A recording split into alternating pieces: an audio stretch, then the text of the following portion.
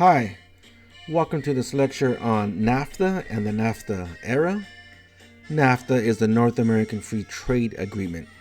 It went into effect on January 1st, 1994, after years of negotiations from different presidential administrations from the United States, Canada, and Mexico. Theoretically, NAFTA alludes to the removal of North American borders. Under NAFTA, there are no borders between Canada, the US, and Mexico, at least not economically. NAFTA also plays on the passion of North American unity, or at least when it's convenient to the United States. Fanciful Americans united under one banner, true or not, and by the way, it's not true, unless the US wants wartime allies, or workers, or no tariffs, or buffer zones, or oil, or cheap manufactured goods, or lower wages, or other items too many to mention here. But other than that, NAFTA tries to capitalize on this history. And by the way, do all Canadians dress like that? Or is this propaganda too not very accurate? During World War II, the US made sure no borders existed between the United States and Mexico, or Latin America for that matter. We were juntos todos. Luchamos por la victoria against the fascist Nazis, because we're all one. We're all Americans, right? Claro que sí. And that's what NAFTA does. It tears down the economic borders from Canada, but especially the US-Mexico border. It creates the world's largest free trade zone in 1994 by knocking down the economic border and especially eliminating tariff protections from Canada, Mexico, and the US. And that's a major point of NAFTA, the elimination of tariffs. NAFTA destroys the US-Mexican tariff border, links nearly 500,000 employees, and moves trillions of dollars worth of goods and services. And that's why Mexico is one of the richest countries in the world, right? Or is NAFTA set up to enrich only certain countries? The world was already deep in international trading by the time NAFTA came along. NAFTA was the North American version of this, and it gave trading a boost in America. As a whole, it was a $20 trillion enterprise.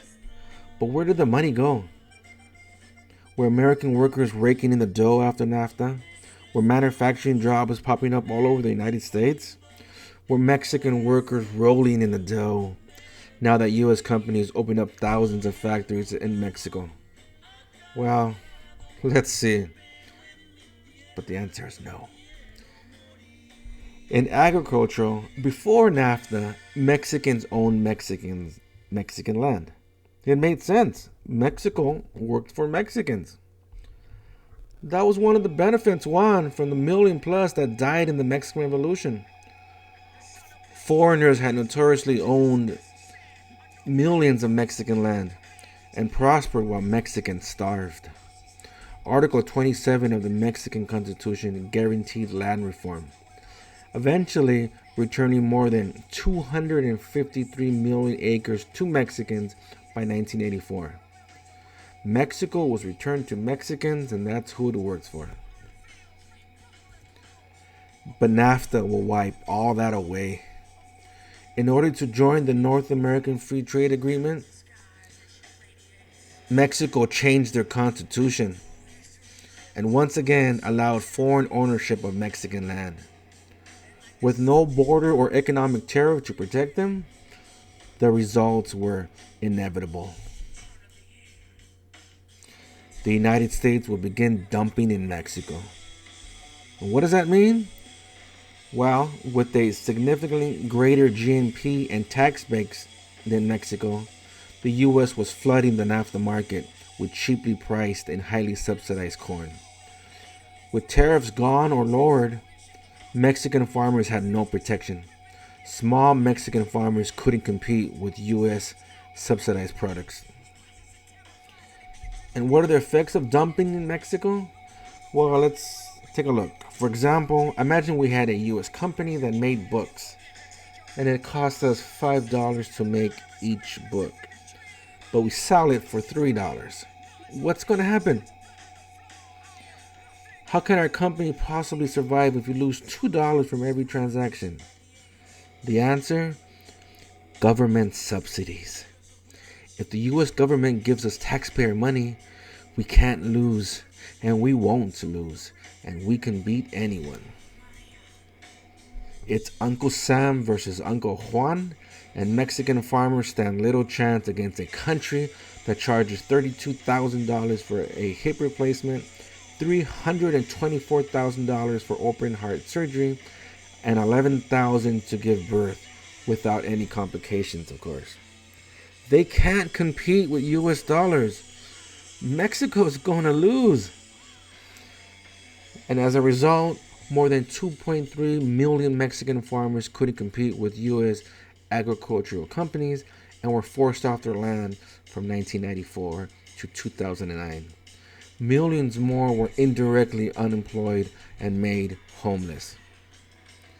This exacerbated poverty in an economy that was already fragile. Millions lost everything. As poverty grew, homeless farmers migrated to Mexican cities. And capitalizing on the economic downslide, U.S. corn imports to Mexico increased fourfold since 1993. And post-NAFTA farmers received 70% less for their harvest. So the NAFTA era saw 2.3 million less Mexican farmers. Those who remained made 70% less money, and foreign companies came into Mexico and took over Mexican land. How's NAFTA working out for Mexico so far? Mexico's economic ruin was partially accomplished by three things. One, a removal of a 200% tariff on U.S. corn exports. That tariff helped protect Mexican farmers, but not anymore. Two, highly subsidized U.S. corn. And three, mass-produced, genetically modified yellow corn being dumped into Mexico. So much corn was being dumped in Mexico, the average dumping margin below the cost of production was 19%. 19% below the cost of production. How can Mexico compete with this? But because the U.S. give agricultural companies your taxpayer money, those companies won't lose. Corn was invented in Mexico. It's the birthplace of corn. Now NAFTA made Mexico less independent and dependent on highly subsidized U.S.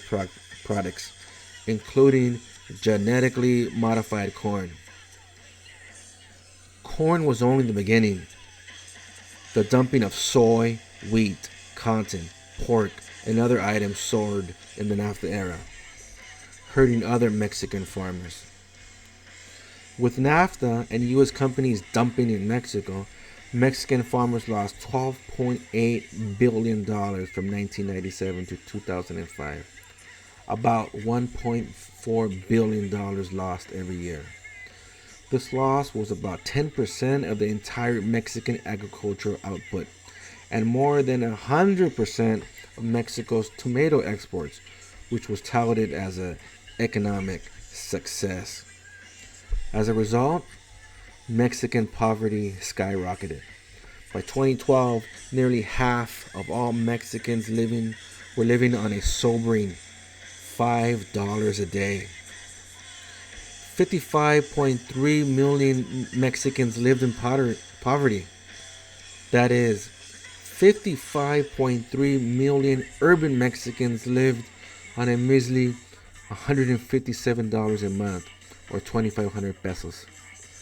Rural Mexicans lived on even less, only 1,600 pesos, or a measly $97 a day in the NAFTA era. In 2013, 20 million Mexicans were in food poverty, and at least a quarter of all Mexicans had no access to basic food.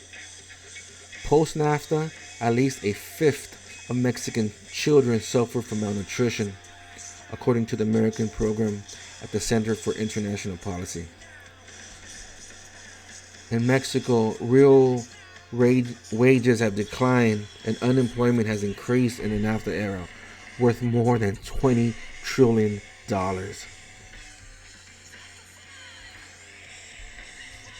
In the PBS Need to Know 2011 episode, they report that U.S. companies that open factories in Mexico now only pay Mexican workers 1/6 of what a U.S. worker would earn. And this is because of NAFTA. Darrell Collins, whose family had worked at Whirlpool plant for generations and was about to retire, lost his job after Whirlpool moved to Mexico. 1,100 workers lost their job when the company moved. Darrell was in his 60s.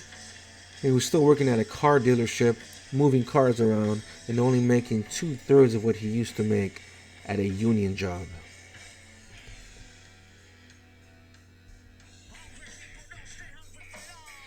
NAFTA made it incredibly attractive for U.S. companies to fire their workers and head to Mexico, where lower wages, lower worker standards, lower environmental standards, lower fees, and other benefits occur.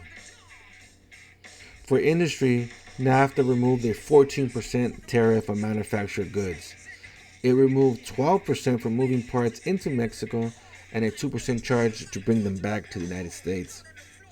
Another former Whirlpool employee, Natalie Ford, lost her job and only makes half as much. That's including her unemployment benefits and working part-time as a restaurant. Her husband also worked at Whirlpool and lost his job, and he makes about 20% less in his new job. They had some obvious and predictable feelings towards Mexicans, but they don't blame American companies like Whirlpool who moved to Mexico for lower wages. NAFTA created these free trade zones opened up in Mexico. Many of these were, and still are, factories and assembly plants where U.S. parts are shipped into Mexico, assembled with low-wage workers, and then shipped back to its primary consumer targets, which is the United States. Nearly 2,700 maquiladoras opened along the United States-Mexican border within a few years of NAFTA. The number of U.S. and international companies that fled to Mexico exploded, including BMW, Ford, JVC, Mattel, GM, Fisher-Price, IBM, Chrysler, Coca-Cola, Nestle, PepsiCo, Sony, Eastman Kodak Verbatim, Bayer, General Electric, Hughes Aircraft, Hewlett-Packard, Ericsson, Kenworth, Three Dave Lions, Nissan, LG, Lucent Technology, and many, many more. Now these companies could open up factories in Mexico just on the other side of the border with significantly lower wages, lower or no taxes, lower labor standards, lower environmental standards, lower public health standards, and a slew of other business fees normally deal with were taken off the table. These companies were immediately just across the U.S.-Mexico border and ready to ship back their products across the border for U.S. consumers. Even today, during the coronavirus pandemic, maquiladora workers are suffering and many are being infected because of the lower labor standards.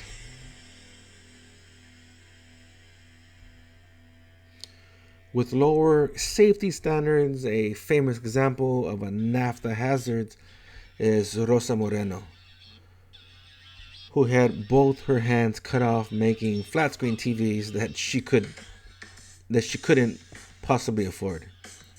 Her hands were stuck for 10 minutes before she was set free, losing her hands.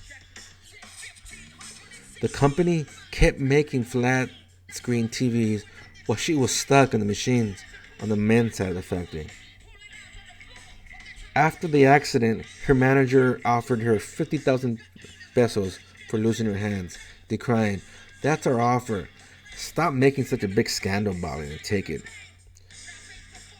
Rosa used to work 6 days a week and made about $400 US dollars a month. With 6 kids, she eventually received a $14,400 settlement for losing both her hands, according to Mexican law. To make matters worse, in the immediate years after NAFTA, hundreds of Mexican women were found mutilated or missing. As part of the thousands of factories that opened up, about 80% of these workers were women. During the NAFTA era, an environment that allowed women to be preyed upon along the US Mexican border existed and was exacerbated. Without significant protection from the workers, women began to be easy targets, and US companies, international companies, the United States, or Mexican government didn't seem to do much about it. Border towns like Juarez, lined with maquiladoras and free trade zones, were prime targets for these predators. Within a few years, hundreds of women were kidnapped, raped, murdered, and grotesquely maimed. This is not a part of any cartel violence. These images are part of a series aimed to curtail violence against women, and there are many more. But in Mexico, women have organized and have spoken up. They have bravely taken on the government, the corporations, and the apathy many people feel when they have been assaulted, raped, and murdered. These images are from a recent anti-femicide march in Mexico City. It's women who are at the forefront of social justice. In Mexican history, few rights have been given by asking nicely, by asking your oppressors to please stop oppressing you. You have to do something about it. Action is demanded. And women are fighting back and demanding justice. They are at the front lines of a social justice movement trying to squash the femicide in the NAFTA era. Be clear, NAFTA is not the sole cause for this, but creating an environment that allows this to happen to an 80% women female workforce is part of the reason.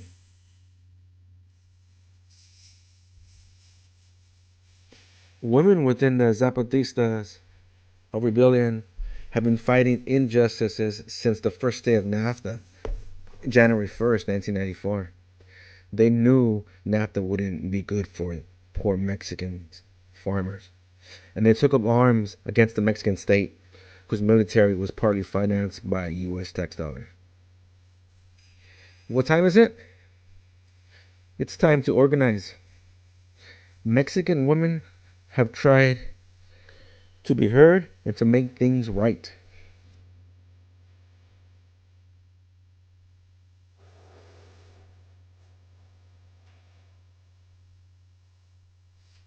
And that's how things unfold in Mexico. Thank you so much for joining us. Have a great day.